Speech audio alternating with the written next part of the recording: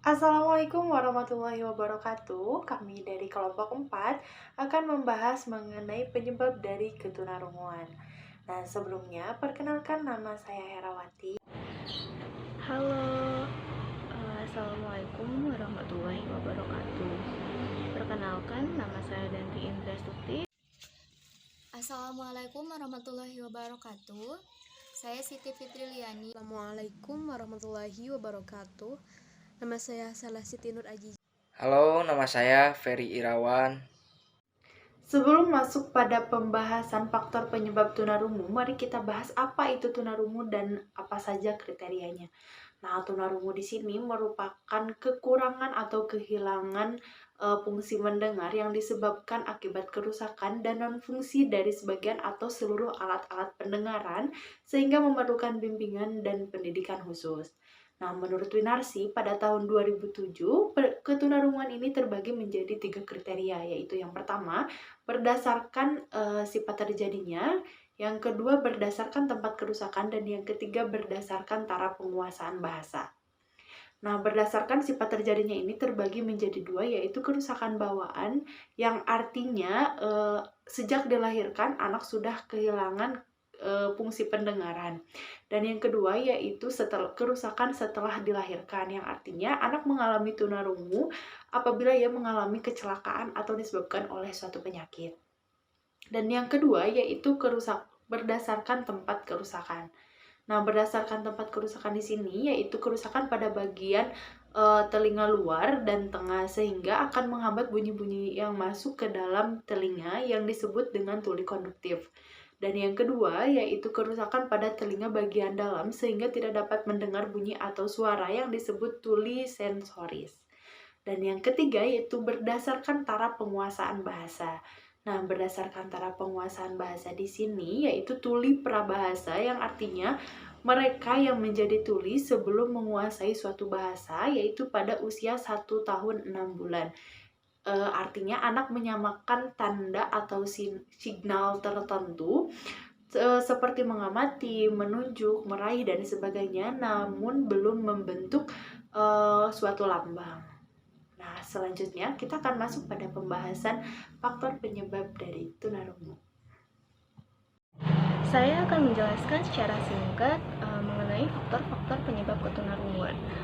Menurut Soetjo yang dikutip dalam Suryani 2009, faktor-faktor penyebab ketunarunguan itu terbagi menjadi 2. Yang pertama sebelum anak dilahirkan dan yang kedua setelah anak dilahirkan. Apa saja sih faktor-faktor penyebab ketunarunguan sebelum anak dilahirkan? Yang pertama adalah faktor genetik atau keturunan. Contohnya ada seorang anak yang menderita ketunarunguan. Nah, setelah ditilik lebih jauh pada silsilah keluarga anak tersebut, ditemukan fakta bahwa ayah dari anak tersebut itu mengalami ketunarunguan juga. Jadi, bisa kita simpulkan bahwa gen yang ada pada ayah terbawa oleh anak, sehingga anak tersebut mengalami ketunarunguan yang sama seperti ayahnya. Yang kedua adalah faktor penyakit.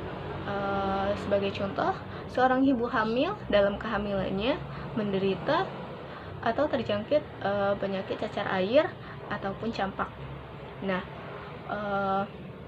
mungkin saja ibu hamil tersebut sudah sehat kembali, sudah terbebas dari penyakit tersebut, tapi tidak menutup kemungkinan bahwa janin yang ada di dalam kandungannya itu tertular atau terinfeksi dengan virus-virus atau bakteri-bakteri yang menyerang si ibunya. Jadi meskipun ibunya sudah sehat kembali, akan tetapi karena infeksi di janin tersebut menyebabkan anak yang dilahirkan mengalami kecacatan seperti menderita ketunarunguan. Yang ketiga adalah faktor keracunan. Faktor keracunan contohnya itu keracunan darah. Karena keracunan darah itu menyebabkan plasenta yang sangat penting untuk janin rusak, Karena itulah janin mungkin akan mengalami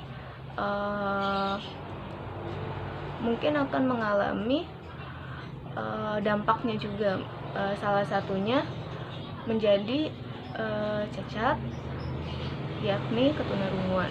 Lalu yang terakhir, yang keempat adalah mengonsumsi obat-obatan yang berlebih. Contohnya mengonsumsi pil kina. Nah, karena itulah seorang ibu hamil disarankan untuk tidak mengonsumsi obat-obatan yang berlebihan. Dan jikapun ingin memakan obat-obatan, ibu hamil harus berkonsultasi terlebih dahulu dengan dokter agar aman untuk janinnya juga, sehingga anak yang dilahirkan tidak mengalami kecacatan seperti ketunarunguan. Terima kasih. Nah, di sini saya akan menerangkan sedikit mengenai anak yang lahirnya prematur. Langsung saja, kelahiran prematur, bayi yang lahirnya prematur, kondisi fisiknya sangat lemah sekali, sehingga bayi mudah terserang penyakit. Apabila penyakit yang diderita menyerang organ pendengaran, maka anak tersebut akan mengalami kerusakan organ pendengaran yang bisa berakibat anak tersebut mengalami tunarungu. Nah, kekurangan oksigen, anoksia, kekurangan ini dapat merusak sistem dan bangsal damalia yang dapat mengakibatkan bayi tersebut menderita tunarungu. Anak-anak yang mengalami organ pendengaran sejak lahir, dia ada kemungkinan yang lahir akan kehilangan organ pendengarannya. Misalnya, anak tersebut tidak mempunyai daun telinga, liang telinga sempit, atau gendang telinga terlalu tebal.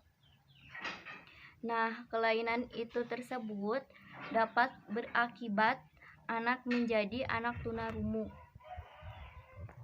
Nah, itu saya sudah menjelaskan sedikit mengenai anak yang lahirnya prematur.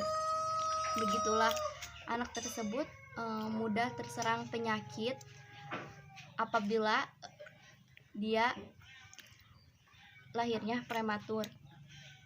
Hanya ini yang bisa saya sampaikan. Mohon maaf jika ada kesalahan kata. Wassalamualaikum warahmatullahi wabarakatuh. Faktor ketunarunguan setelah anak dilahirkan ada 3. Yang pertama itu ada infeksi, yang kedua itu ada karena meningitis atau peradangan selaput otak, yang ketiga itu ada otitis media. Nah, yang pertama yang akan jelaskan yaitu tentang infeksi.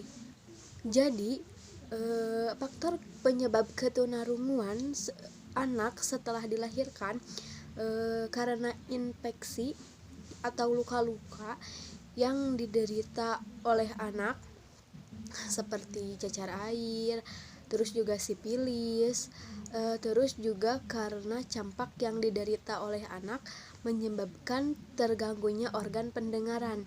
Misalnya, anak terserang herpes Imlek. Jika infeksi ini menyerang alat kelamin ibu, maka dapat menular pada saat anak dilahirkan. Nah, demikian pula pada penyakit kelamin yang lain dapat ditularkan melalui terusan jika virusnya masih dalam keadaan aktif. Nah, penyakit-penyakit yang ditularkan kepada anak yang dilahirkan dapat menimbulkan infeksi yang dapat menyebabkan kerusakan pada alat-alat atau saraf-saraf pendengaran. Terus yang kedua ada karena meningitis atau peradangan selaput otak. Nah, faktor terjadinya ketunarunguan setelah anak dilahirkan karena peradangan selaput otak akan mengakibatkan kurang berfungsinya saraf otak, termasuk saraf-saraf pendengarannya. Nah, apabila saraf-saraf pendengaran seseorang tidak berfungsi secara normal, maka akan berakibat terjadinya ketunarunguan. Terus yang ketiga karena otitis media. Nah, faktor ketunarunguan setelah anak dilahirkan karena otitis media yang kronis itu disebabkan karena cairan otitisnya itu mengakibatkan tertutupnya liang telinga. Nah, sehingga akan menghambat getaran suara yang masuk ke dalam telinga bagian dalam, dan itu menyebabkan ketunarunguan.